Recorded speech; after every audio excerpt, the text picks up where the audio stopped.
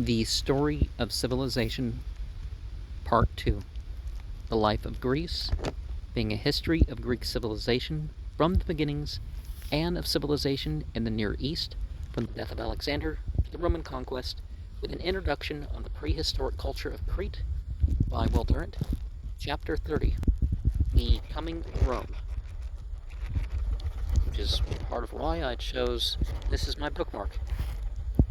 Section 1, Parhas.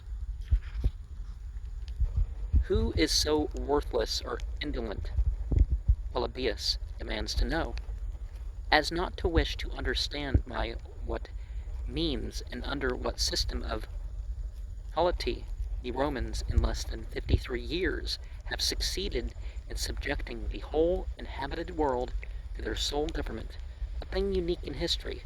Who is so passionately devoted to other studies as to regard anything of greater moment in the acquisition of this knowledge? It is a permissible inquiry, which may engage us later, but there have been so many conquests since Polybius wrote that we cannot spend much time on any of them. We have tried to show that the essential cause of the Roman conquest of Greece was the disintegration of Greek civilization from within. No great nation is ever conquered until it has destroyed itself. Deforestation and abuse of the soil, the depletion of precious metals, the migration of trade routes, the disturbance of economic life by political disorder, the corruption of democracy, and the degeneration of dynastics, the decay of morals and patriotism, the decline of our deterioration of the population, the replacement of citizen armies by mercenary troops. People should want to volunteer for war rather than it just being a job. The human and physical wastage of fratricidal war, the guillotining of ability by murderous revolutions and counter-revolutions, all these had exhausted the resources of Hellas at the very time when the little state on the Tiber, ruled by a ruthless and far-seeing aristocracy, was training hardy legions of landowners, conquering its neighbors and competitors, capturing the food and minerals of the western Mediterranean, and advancing year by year upon the Greek settlements in Italy. These ancient communities, once proud of their wealth, their sages, and their arts, had been impoverished by war, by the depredations of Dionysius I, and by the growth of Rome as a rival center of trade. The native tribes that centuries before had been enslaved by the Greeks are pushed back into the hinterland, increased and multiplied, while their masters cultivated comfort through infanticide and abortion. Soon, their native stocks were contesting the control of southern Italy. The Greek cities turned to Rome for help. They were helped and absorbed. Now, some cultures that allow abortion don't allow it under those conditions, that they are, I just don't want to share my resources for whatever reason, then abortion not allowed. In my country, people talk about rights or something like that, and it's like the government's paid for medical abortion since the 50s, so it's not what people think. They just don't fund Planned Parenthood. But not really going into that here. But Taurus, frightened by the growth of Rome, called to its aid the dashing young king of Pyrrhus in that picturesque and mountainous country known to us as southern Albania. Greek culture had kept a precarious footing ever since the Dorians had raised a shrine to Zeus at Dodona. Italian archaeologist in 1929 unearthed at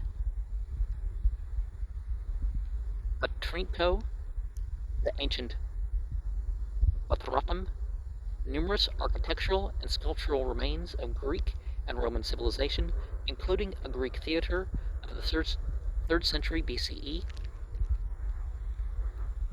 In 295 BCE, right, yeah. Horhas, who traced his ancestry to Achilles, became king of the Molossians, the dominant Epirote tribe. He was handsome and brave, a despotic but popular ruler. His subjects thought that he could cure the spleen by pressing his right foot upon their prostrate backs.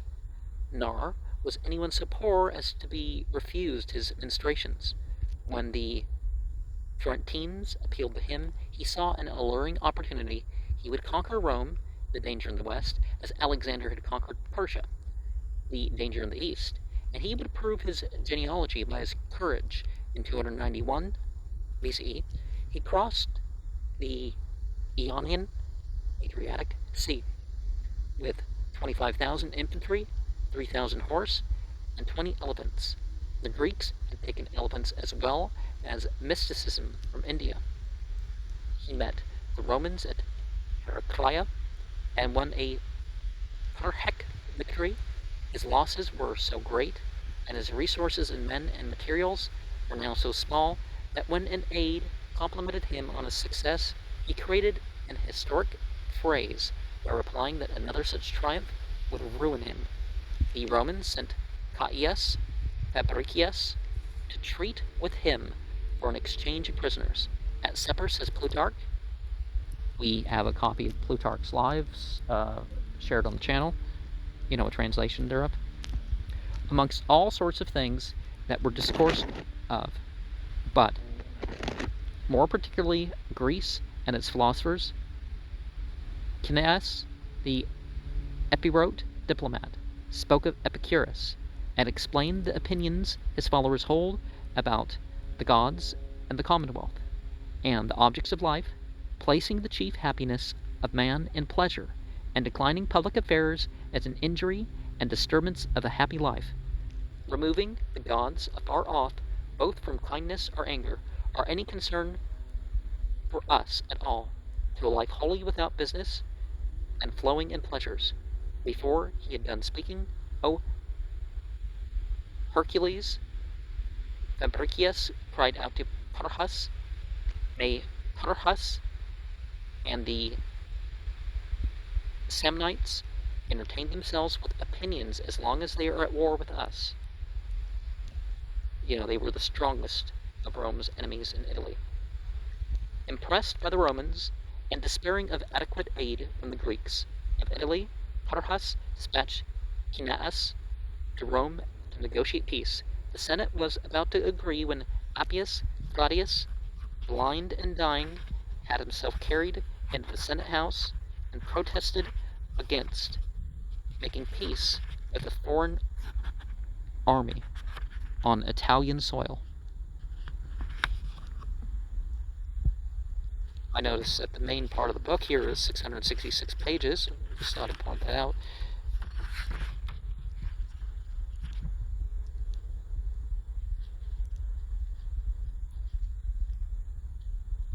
Frustrated, Pyrrhus fought again, won another suicidal victory at Asculum, and then, hopeless of success against Rome, sailed to Sicily with the generous resolve to free it from the Carthaginians. There he drove the Carthaginians back with reckless heroism. But whether it was that the Sicilian Greeks were too timid to rally to him, he governed them as woefully as any tyrant. He received so little support that he had to abandon the island after a 3 years campaign, making the prophetic remark, "What a battlefield I am leaving to Carthage and Rome." Arriving with depleted forces in Italy, he was defeated at Beneventum in 275 BCE, where for the first time the light-armed and mobile cohorts proved their superiority to the unwieldy phalanxes, and thereby wrote a chapter in military history. Pyrrhus returned to Epirus, says the philosophical Plutarch, after he had consumed 6 years in these wars, and, though unsuccessful in his affairs, yet preserved his courage unconquerable among all these misfortunes, and was held for military experience and personal valor and enterprise above all the other princes of his time. But what he got by brave actions, he lost again by vain hopes, and by new desires of what he had not, keeping nothing of what he had. Tarhas went out now to fresh wars, and was killed with a tile by an old woman in Argos. In that same year, 272, Taurus yielded to Rome. 8 years later, Rome began her century-long struggle against Carthage for the mastery of the western Mediterranean. After a generation of fighting, Carthage ceded to Rome, Sardinia, Corsica, and the Carthaginian portions of Sicily. In the Second Punic War, Syracuse made the mistake of siding with Carthage, whereby Marcellus starved it into surrender. The victors plundered the city so thoroughly that it never recovered. Marcellus removed to Rome, says Livy, the ornaments of Syracuse, these statues and pictures in which it had abounded. The spoils were almost greater than if Carthage itself had been taken.